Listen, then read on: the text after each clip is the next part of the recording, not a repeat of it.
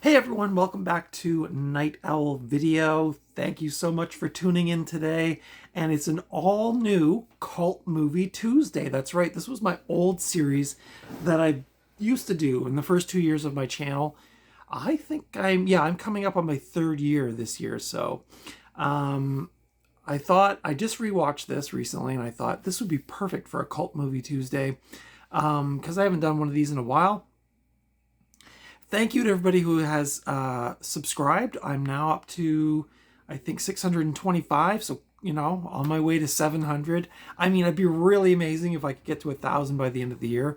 But I really appreciate everybody deciding to subscribe and to watch. I've gotten lots of comments, thumbs up, all that jazz. So thank you, thank you, thank you. I cannot thank you enough. I mean, I could keep saying thank you, but it might get awkward. So anyway, today we're talking about Big Top Pee-wee, and this is, like I said, I think I put this in my notes to mention it as well, but this is to me anyway, this is like a quintessential cult movie. I was 18 when this movie came out, so I was kind of beyond this. I was kind of more into punk rock and horror movies at this point. I wasn't really watching a lot of other stuff, but I always had a soft spot for Pee-wee, and I just recently got my mom to watch Pee-wee's Big Adventure, and my mom's fairly cynical, so I thought she would, she'd be like, oh my god, this is stupid, but she was actually laughing, and she seemed to enjoy it. Don't know if she'd laugh and enjoy this one as much, but I did watch Big Adventure, and then I thought, you know what? I've had a sealed copy of this for years and never actually sat down and rewatched it, and I gotta be honest, I don't think I've seen this since the 80s. So this was kind of like, not a first time watch, obviously, but my God, I had really forgotten a lot about what happened in this movie and what this movie was about. So it was kind of fun to revisit it. So with that, let's get into it.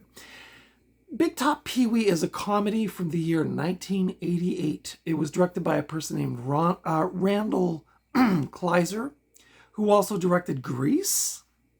I mean, I didn't know that. As well as Flight of the Navigator, another cult classic from the 80s. But Grease is an interesting movie for me because I think it's pretty much the only musical that I actually like.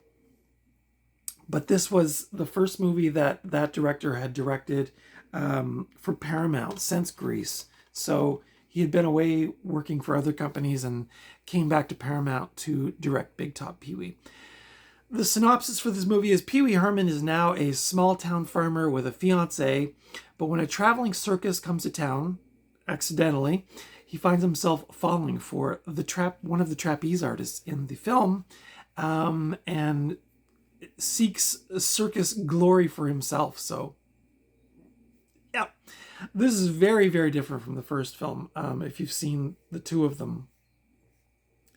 This, of course, stars Paul Reuben, a.k.a. Pee-wee Herman, rest in peace, who are coming up on it's his second anniversary of his passing away, and I think a sad day for a lot of people.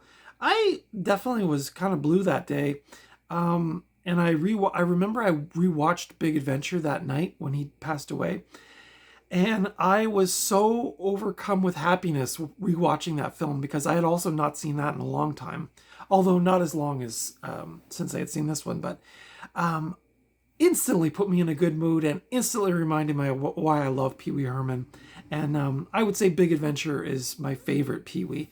I did not watch the TV show again. I was a little older when that came out. And this one kind of flew under the radar for me. But this also stars country western star Chris Christopherson, Penelope Ann Miller, Valeria Golino, and this also marks the first feature film appearance of a young Benicio del Toro. That's right. I can't remember what role he plays. He's a very, very small cameo, but kind of cool to see that. So the sort of main notes on this film that I looked up on the internet. Of course, the music in this is done again by Danny Elfman, who teams up with a lot of Tim Burton films, although Tim Burton did not direct this one. What did I read? He was finishing up Beetlejuice and starting pre-production on Batman. He was offered the directing role on this, but had to turn it down because of other commitments.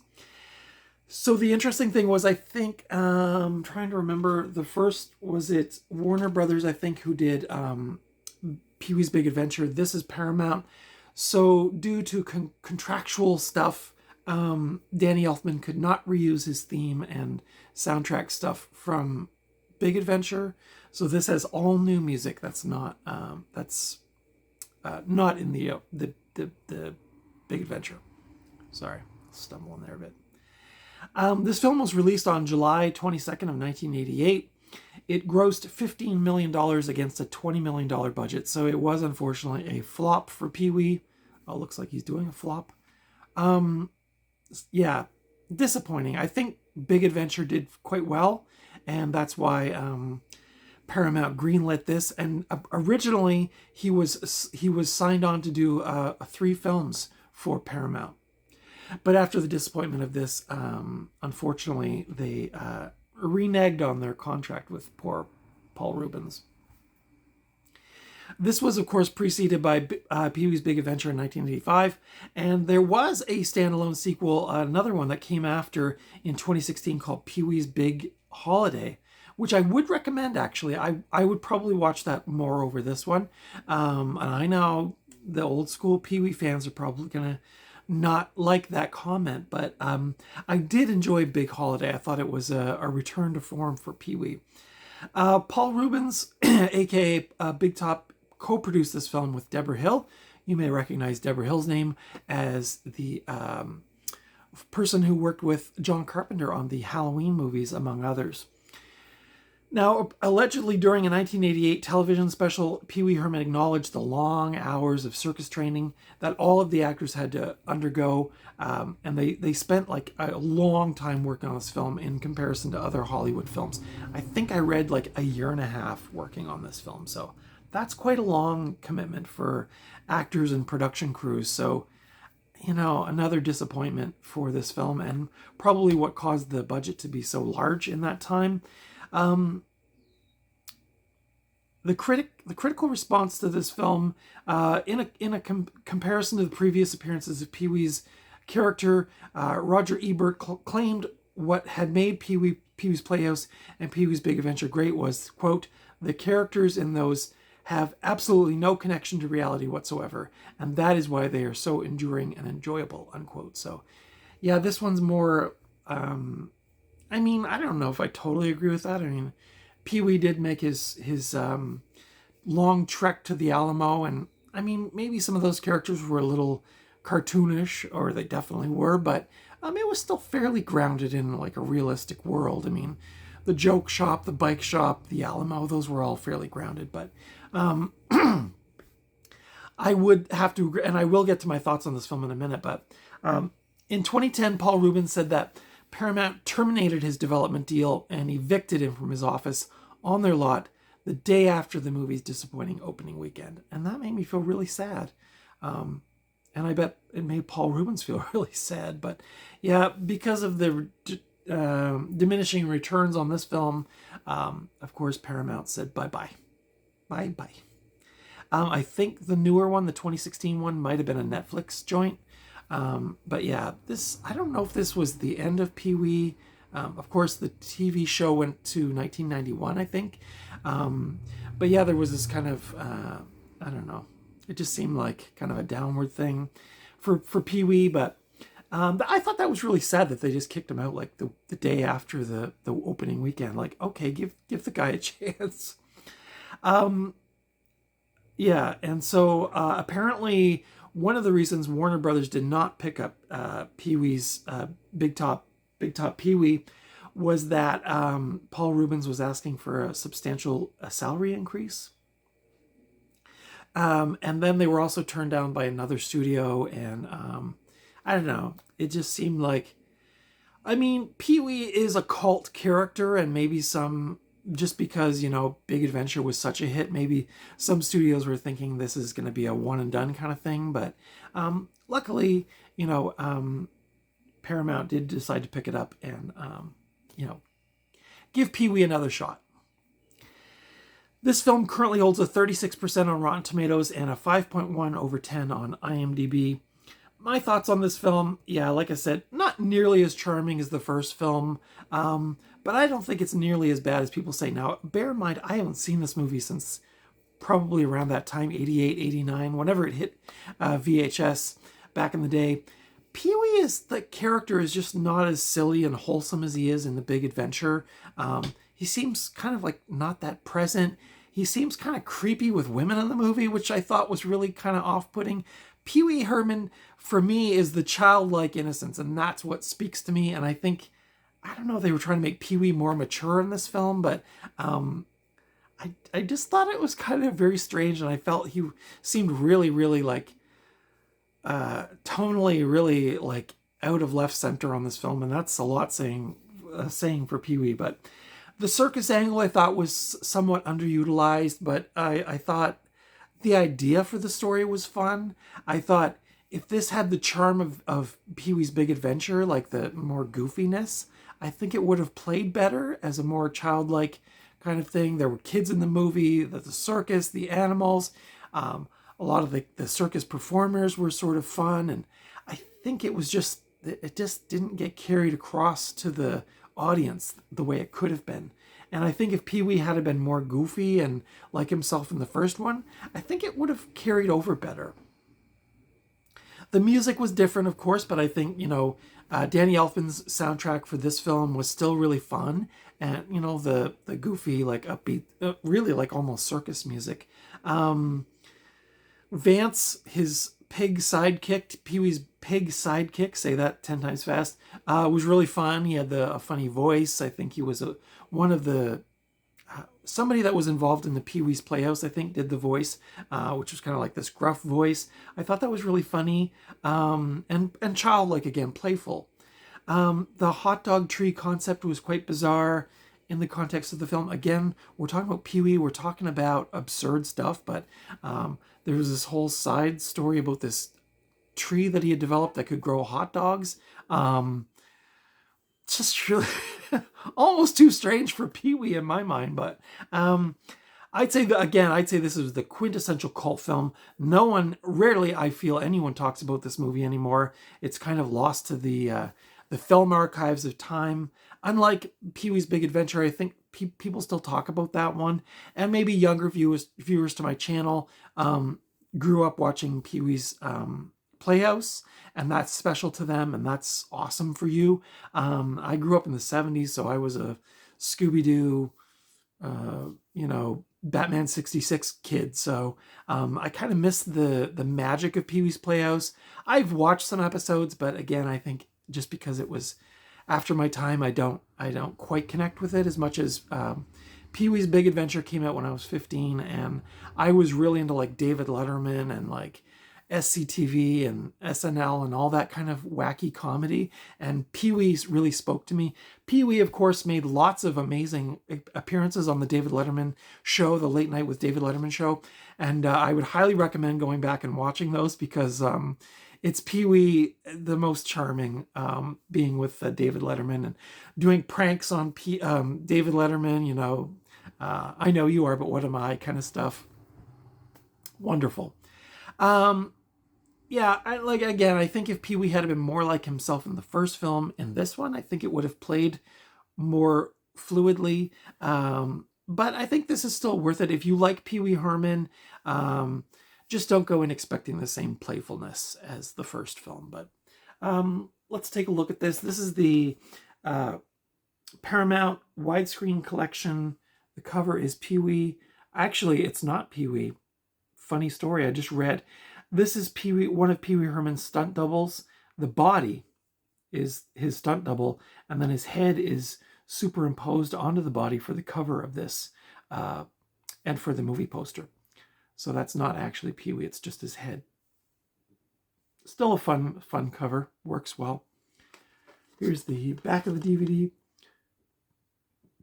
This is a bare bones edition. There's no special features. I don't know if you can freeze frame and zoom in, but the special features are widescreen version, Dolby Digital in English and French, although the French is mono, and it has English subtitles. Those are the special features. So I don't know if this movie's got like a special edition yet, but it does not have any special features on it. It's from 1988. It is color. It's 85 minutes long. Beautiful runtime. It's rated general in Canada. This is a Region 1 DVD in Canada. And that's about all I can say about this, I guess. It has a little note that's written by Pee-wee Herman.